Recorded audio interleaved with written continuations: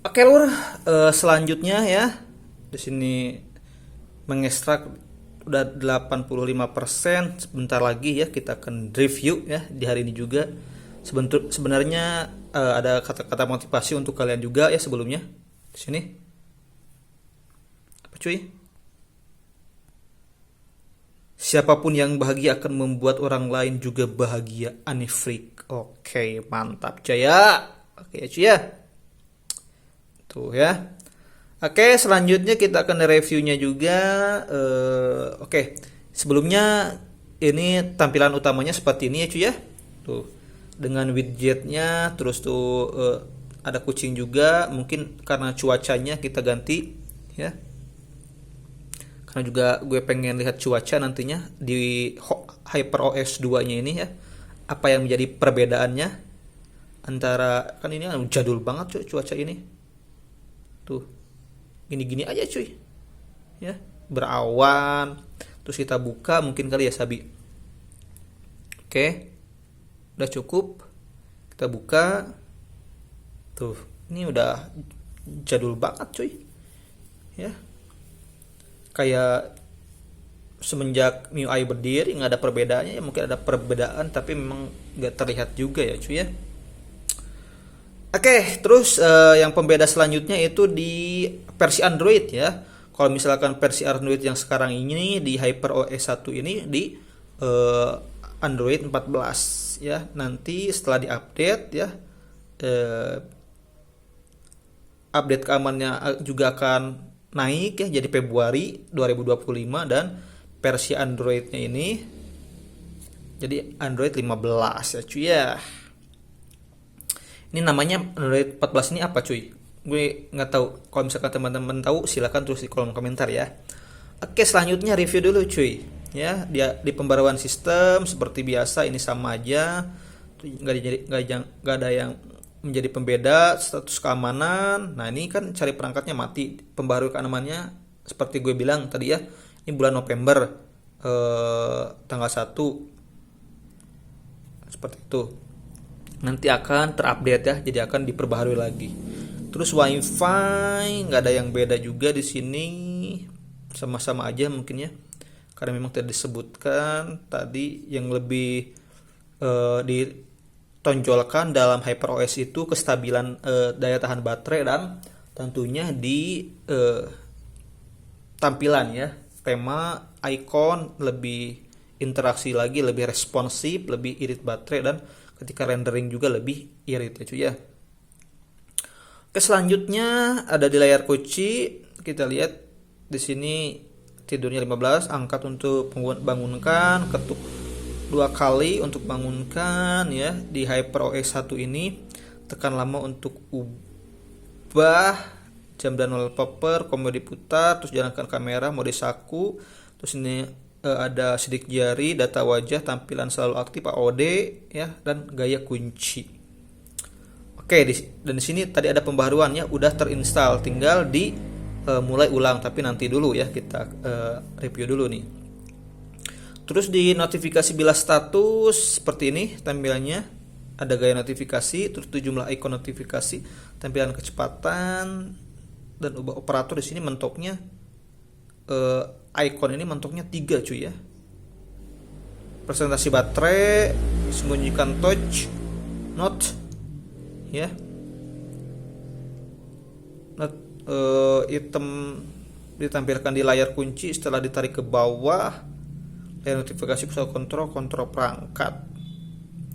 Oke, selanjutnya kita ke layar utama.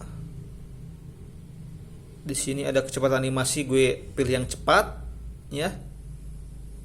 Terus tuh isi tempat aplikasi yang diuninstall, susunan, gerakan, atur item di bagian terkini vertikal ya. Terus suara di sini nggak ada yang pembeda ya. Kayaknya masukkan haptik, efek suara, setelan tambahannya kita lihat. Ada kontrol suara notifikasi, atur suara media, dan beragam sumber audio. Volume media tidak akan berubah saat ada notifikasi masuk atau saat audio sumber lain diputar. Oh gitu ya. Mungkin kan kalau misalkan ada notif ketika nonton YouTube, suara YouTube-nya jadi kecil karena ada suara notifikasi ya. Suara ketukan gue matiin dan ada papan panggilan juga mati ya cuy ya. Terus sepertinya di sini tema ya, tentu saja temanya nanti akan berubah ya cuy ya. Oh, di sini tema-temanya akan jadi diperbaharui juga ya. Mungkin ya, gue kurang tahu juga karena gue belum pernah merasakan ya cuy ya. Terus sidik jari, sandi perlindungan privasi, udah nggak ada lagi. Terus tuh baterai, kesehatan digital, akun Xiaomi. Nah ini ya, setelan tambahan yang gue tahu itu tanggal dan waktu input, aksesibilitas. Kita lihat aksesibilitasnya. Di sini ada tombol aksesibilitas, terus tuh ukurannya gestur kecil, transparan saat digunakan. Aksesibilitas, selanjutnya ada pintasan gerakan. Luncurkan sistem digital, ambil screenshot hidup, screenshot sebagian, tekan 3 jari hidup, jalankan kamera 3 kali hidup, hidupkan center, tekan tombol D 2 kali, mati ya cuy ya. Ketuk bagian belakang, mati. Lah, ketuk bagian belakang bisa ya, kayak iPhone dong. Ketuk bagian belakang, satu, kalkulator, coba kita lihat. Nggak bisa tuh.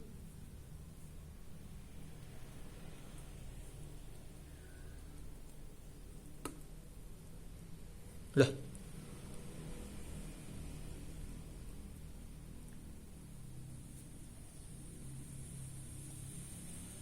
mana nih? Gak nyala cuy, ketuk bagian belakang. Gue udah ketuk-ketuk.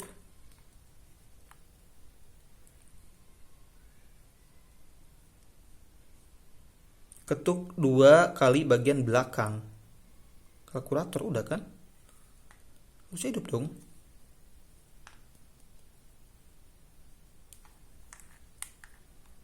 Wah, ini HP-nya burik cuy ya, error. Yang minat silahkan 1 juta tulis kolom komentar saya bang. Oke cuy, lanjut lagi ya. Bercanda aja tadi mah ya. Gak mungkin gue jual 1 juta ya. Ya kalau misalkan 5 juta boleh lah. Pret. Oke, terus tuh pintasan gerakan. Udah tadi ya. Terus tuh bola pintas. Ini nggak tahu juga, gue belum pernah buka-buka ini. Nggak tahu ya fungsinya buat apa. Terus tuh operasi tangan satu sistem sama aja di sini. Terus dalam OS sebelumnya juga udah ada ininya operasi satu sistem. Terus tuh rekam layar. Di sini resolusi 16 mikrofon 24 fps. Terus tuh kunci layar untuk akhiri perekaman dan kunci video saat layar terkunci, tidak dong. Terus tuh udah paling detak jantung sih yang gue tahu itu ya, yang gue baca-baca itu yang nggak ada tuh di HyperOS 2 nih. Pemakaian gue yang terakhir kali ya. Dari tadi yang terakhir terus cuy. Tadi 68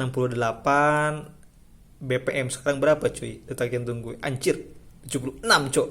76 kilo tak ditug ser ya. Terus persepsi visual aktif, biarkan perangkat merasakan kehadiran Anda, dan pilih opasi penguncian dan pembukaan yang lebih nyaman. Deteksi keberadaan perangkat akan tetap terbuka kuncinya saat kehadiran Anda terdeteksi dan terkunci saat Anda menjauh layar. Ini bagus juga ya, gerakan tanpa kontak, nyalaan persepsi visual aktif nih, apakah nanti akan nyala ya, apakah akan tetap dipertahankan nih di HyperOS 2-nya, kita akan lihat nanti aja ya. Terus di sini subtitle, akun sinkron, motif perusahaan, opsi pengembangan, OTG ya. Oke cuy, gitu dulu kali ya review part 2-nya di HyperOS 1 ekor 8 ini. Semoga lebih stabil lagi di HyperOS 2 ya. Terus baterainya juga nggak terlalu boros ya cuy, lebih stabil pokoknya mah. Bisa satu ya, maksimal 1 hari itu screen on time itu bisa sampai 12 jam gitu ya. Ya agak mungkin juga ya, tapi seenggaknya lebih irit baterai, terus baterainya lebih awet lagi ya cuy ya. Oke cuy, sekian dan Bye.